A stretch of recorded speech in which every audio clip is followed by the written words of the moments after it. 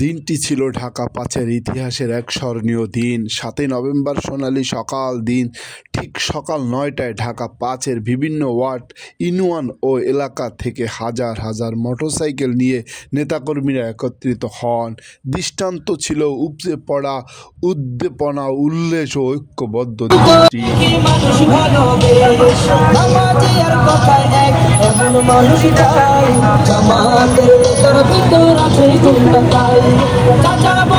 মোটরসাইকেলের দীর্ঘ সারি যখন ঢাকা পাঁচের রাস্তা জুড়ে ছড়িয়ে পড়ে, তখন এলাকাবাসী করতালিতে স্বাগতম জানায় এই ঐক্যবদ্ধ মহাযাত্রাকে।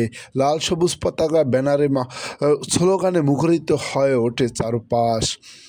প্রত্যেকের মুখে একই স্লোগান, দাঁড়িপাল্লা দাঁড়িপাল্লা জিত যাক দাঁড়িপাল্লা।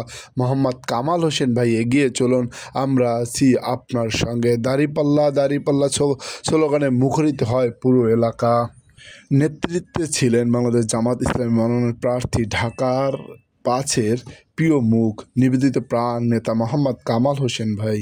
তিনি মোটরসাইকেলের শোভাযাত্রা অগ্রণীভাবে থেকে নেতাকর্মীদের উৎসাহিত করেন এবং দলের প্রতি এক নির্দিষ্টতা, শৃঙ্খলা, ঐক্যর বার্তা দেন।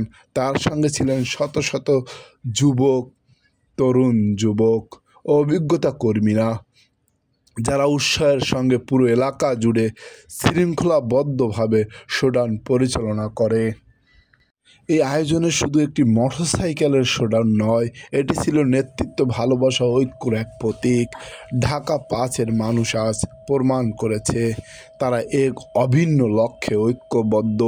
যুব সমাজের অংশগ্রহণ, নেতাকর্মীদের উপস্থিতিতে এবং সাধারণ মানুষের ভালোবাসার এক শোডাউনকে করে তুলেছে ঐতিহাসিক। মোহাম্মদ কামাল হোসেন এর নেতৃত্বে এলাকাবাসীর প্রতি কৃতজ্ঞ প্রকাশ করেছেন।